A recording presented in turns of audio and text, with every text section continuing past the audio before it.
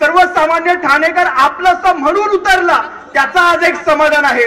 कारण आज तुमच्या समस्यांसाठी आज आम्ही सारे रस्त्यावर उतरलोय।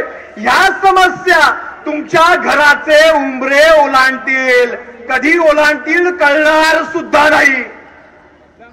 तुमच्या घराच्या उंबरे ओलांडून या समस्या आत यायची ठाणेकरांनो वाट पाहणार आहात का? आज खरं तर वंदनीय बाळासाहेब ज्यावेळेस आपल्याला पाहत असतील, वंदनीय दिघे साहेब ज्यावेळेस आपल्याला पाहत असतील, म्हणत असतील, अरे माझ्या पठ्यांनो, हे माझे पठ्ठे, हे माझे लढवये मावळे झुकले नाहीत, विकले नाहीत, वाकणार नाहीत कधी। हे आहे बाळासाहेबांचं धन, हे आहे ठाकरेंचं धन। आज विचार करा, बाळासाहेबांची एक सभा होती ठाण्यामध्ये। त्या सभेमध्ये कुणीतरी सर्वसामान्याने एक चिठ्ठी पाठवली, बाळासाहेब तुम्ही प्रचार करताय बाळासाहेब, पण या प्रचारामध्ये जर उद्या तुमच्या शिवसेनेची सत्ता आली त्यावेळेस बाळासाहेबांचा एक मी प्रसंग सांगतो। साहेब आम्हाला एक नाट्यगृह देणार का साहेब? बाळासाहेबांनी भर सभागृहावरून सांगितलं होतं, दिलं दिलं दिलं। आणि गडकरी रंगायतन उभं राहिलं होतं त्यावेळेस, दादोजी कोंडदेव स्टेडियम उभं राहिलं होतं। आज कुठे ते ठाणं? आज कुठे? आज भ्रष्टतेने रंगीन झालंय, हे भ्रष्टतेने रंगीन झालंय। आज आतमध्ये बसून जर लाखांची लाच घेतली जात असेल तर तुम्हा सर्वसामान्यांची काय किंमत केली जात असेल याचा विचार करा ठाणेकरांनो।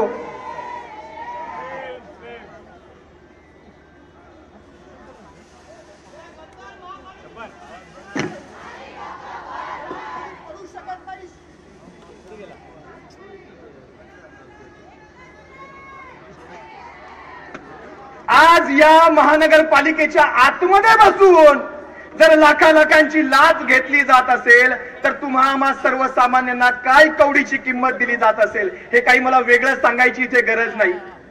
अगदी साधंसं उदाहरण देतो, साधंसं बघा, तुमच्या माझ्या रोजच्या जीवनातलं उदाहरण देतो। आपल्या घरामध्ये, आपल्या सोसायटीमध्ये घंटागाड्या येतात ना, घंटागाड्या, त्याला सुद्धा पैसे द्यावे लागतात हो साहेब, तेव्हा कुठे घंटागाडी वेळेवर येते। काल परवा अविनाश दादाने एक आंदोलन घेतलं, मनसेने एक आंदोलन घेतलं काल परवा, टँकर माफिया 35 लाख रुपयांचे जर तुम्हाला टँकरची बिलं भरावी लागत असतील तर आपण या महानगरपालिकेला कशासाठी तो टॅक्स भरतो, कशासाठी ती पाण्याची बिलं भरतो? कधीतरी हा प्रश्न आपण स्वतःला करणार आहोत का? आज कित्येक वर्षांपासून या महानगरपालिकेचा ऑडिट झालेला नाही, कित्येक कोटींच्या त्या रकमांचा अजून हिशोब लागला नाही। माझ्या ऐकिवात आहे जवळपास 330 ते 337 कोटी रुपये माझ्या ऐकिवात आहे। कुठे गेला हा पैसा? कुणाच्या घशात घातला हा पैसा? सांगणार हे प्रशासन? सांगणार? हे सांगणार नाही। गेंडा सुद्धा लाजेल, गेंडा सुद्धा लाजेल। त्याच्याही पेक्षा जाड कातडी झाली आहे।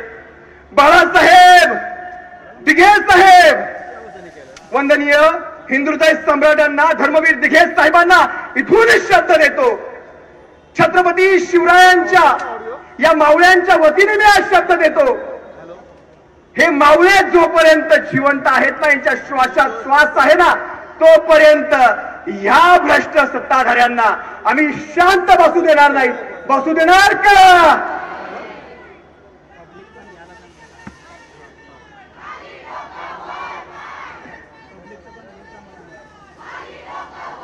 ही आहे सर्वसामान्यांची प्रतिक्रिया। ठाणेकरांनो, सर्वसामान्य ठाणेकरांनो, ही समस्या माझी नाही, ही समस्या जमलेल्या तमाम सैनिकांची नाही। शिवसैनिक असतील, महाराष्ट्र सैनिक असतील, एनसीपी असेल, काँग्रेस असेल, सारेच्या सारे इथे एकवटले, तुम्ही सारे तमाम ठाणेकर एकवटला आहात। पण या समस्या तुमच्याही घरात घुसणार आहेत। आज कॉलेजांपर्यंत ड्रग्ज पोहोचले जात आहेत। ठाण्यामध्ये सुद्धा छमछम चालू आहे। छमछम कळते ना तुम्हाला? आज वाहतुकीची समस्या, आज तुम्ही इथून जम्मू काश्मीरला जाऊ शकता तासाभरामध्ये, पण इथून तुम्ही गायमुखला 2 तास, आव्हान करतो तुम्हाला, मला दाखवा 2 तासाच्या आत कोण पोहोचतं गायमुखला. ठाण्यातून गायमुख एकच महानगरपालिका क्षेत्रामध्ये तुम्ही जाऊ शकत नाहीत. ही तुमची आमची किंमत केली जाते. आज एक खड्डा 10 वेळा बुजवला जातो. तुम्हाला आम्हाला गृहीत धरलं जातं. आज तुम्ही कुत्र्यांच्या समस्या घेऊन जा. कुत्री चावतायत, श्वान चावतायत, कोणी ऐकायला नाही. गेल्या असतील ना बऱ्याच जणांनी श्वानांच्या समस्या घेऊन गेले असताना नंबर रिंगिंग राहतात, नंबर कोणी उचलायला नाही. या सर्व समस्यांना जर आम्ही वाचा फोडली तर आम्ही देशद्रोही, तर आम्ही धर्मद्रोही. 3,000 कोटी ठाणे ते बोरवली टनलच्या त्या कामामध्ये 3,000 कोटीचं वाढीव टेंडर कसं मंजूर होता? कोण मंजूर करता? सुप्रीम कोर्ट स्वतः त्याच्यामध्ये हस्तक्षेप करताना 3,000 कोटी ठाणेकरांनो तुमच्या माझ्या खिशाचे वाचवलं जातं. सुप्रीम कोर्टाचे आभार मानतो. मायबाप सुप्रीम कोर्टात तुमच्या ताकद आहे, तुम्ही ते केलात. आमचं कोण ऐकतंय? आम्हा पामरांचं कोण ऐकतंय? पण आता नाही, आता नाही. आता आपण एकजूट वज्रमूठ आहोत की नाही? हात वरती करून सांगा, आहोत की नाही? ही वज्रमूठ आहे ठाण्याची. हे नवं ठाणं घडतंय, हे धर्मवीरांचं ठाणं घडतंय. आणि या नव्या ठाण्यामध्ये भ्रष्टाचार्यांना थारा. धर्मवीर दिघे साहेबांच्या चित्रपटामध्ये मला एक प्रसंग आठवतो. असा एक चाबूक होता दिघे साहेबांच्या हातामध्ये, बरोबर बरोबर. आणि चाबकाने कुणाला फोडला होता? नगरसेवकाला फोडला होता. का फोडला होता? गाडी घेतली होती. कितवी टर्म होती?